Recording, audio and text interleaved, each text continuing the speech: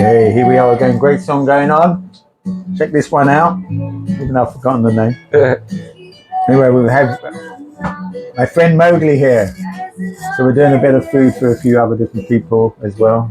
And he asked what's in the bread. This is another type of bread. So it's very turmeric-y, you can tell. But really, you know, some veg that's been left that needed using. Some seeds, wheat berries, sprout wheat berry. Don't have to be wheat berry, desiccated coconut or dead coconut flour. Breads are so easy. And this one, we did the other day as well. We haven't cut it open yet. And everyone's got this sort of association, fascination with bread, emotional attachment. Anyway, so we did a soup. We're just going to make up some sandwiches. Get it? Yeah.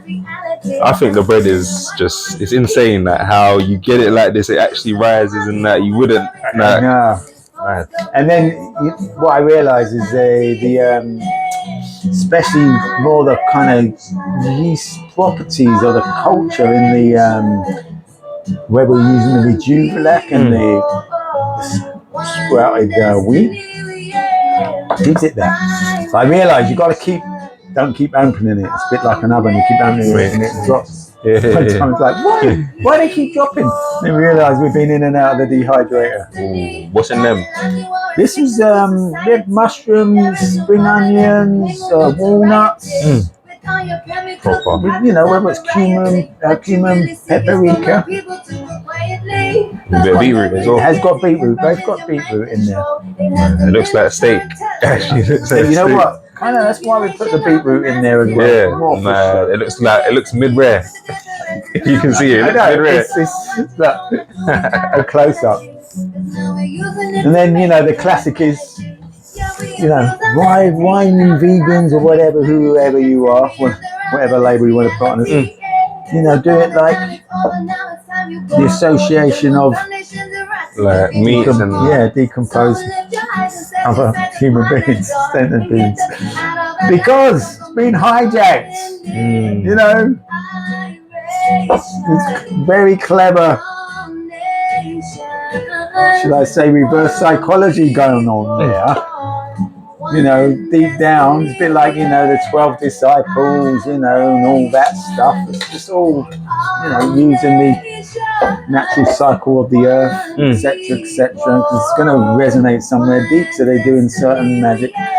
So here I do my magic. This is our magic, And then, I probably mentioned before, talking about what they do for their partners and what's the best thing and how they really look after their partners, but really check out the food to be feeding your partners, because like I said earlier, get another one. Why do we want to sedate ourselves and sedate other people? Maybe that's a bit strong for some people, but it's just like it is what's happening. And I did it for many years, And then when you realise, it's like even our mothers and our family, if they do majority of them truly love us, they would be doing this. Most of the foods they're making with so much love, and it's just like, unfortunately, but being hoodwinked into not giving you the most loving, nutritional food that really serves you, as opposed to, sending you to sleep or kind of keep numbing your senses down, It's a shame. And then I do witness with children as well. I know I'm going on a lot and not letting Mowgli speak, actually. But yeah, we give them the best that we had. But when you look at it, it's like, oh my gosh, the sugar, the salt, and other things, it's just like, it just becomes like a bomb. So, it's really, very wise, I would say, to kind of get a bit more educated. And then, you get educated, but then, the average reality of nutrition basically sucks. Pretty much. So you've got to go deep. I remember I was in the hospital My mum had a stroke 12 years ago. There I was giving her ginseng because if you get to them within 12 hours, you can totally reverse any adverse effects from the stroke. So there I am.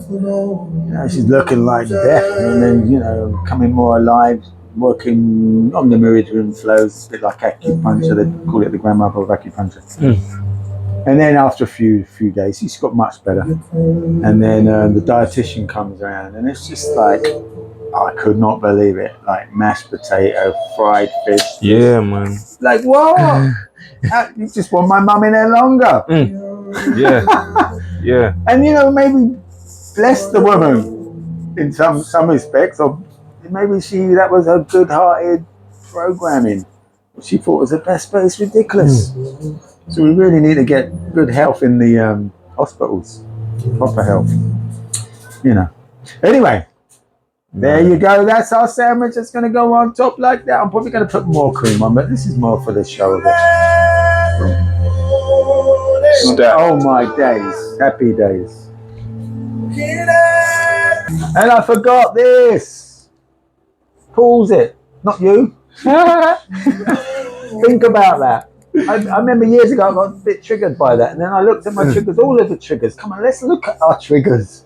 They're gifts, they're opportunities, and wow, did I resolve a lot of things for looking at your triggers. You this, you this, you that.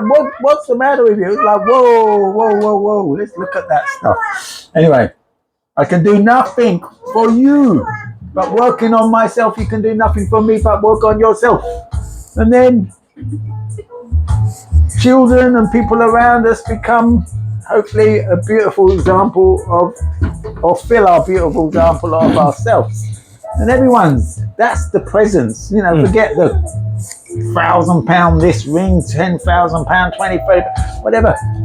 We bring our presence. It's like, whoa, me with Mowgli, we're getting as present as we can, and it's great sharing my partner, my daughter.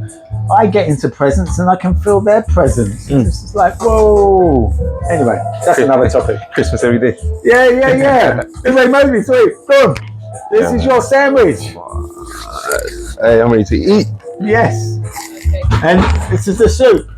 Going on. I'm going to quickly show you this. It's actually warm as well. That's it. Just under the temperature, let's just say required temperature. So why am I doing this? It's just like to show you how simple. Why have we been doing it for 17 years? Because it's just like to share something so simple, seeing that we're all getting crippled and ill and having people and siblings and friends dying around me sick. You don't have to be sick. You don't have to be dying. You don't have to be the walking dead. So this helps you not to be that. Real. I've always felt my best. Honestly, I felt my best when I've eaten raw foods. Yeah. And then it's wow. If I was more in the Babylonian working every day, it's just you gotta have strong roots or been doing it for a while. And then I cater, make sure me and Hannah, we make sure we got Tupperware of this, of that, and that, so we feel satisfied. Yeah. So it's just because then it's like, I can't be asked going back to the old paradigm. So and even if we go out with our daughter, we make sure we got fruits. Yeah. So they can pick up fruits and pick up grapes and whatever it is. How amazing, as opposed to giving them, wow. M&M's. Say again? M&M's and oh man, and then you look at the ingredients in there. And that's the ingredients we know. Anyway, boom.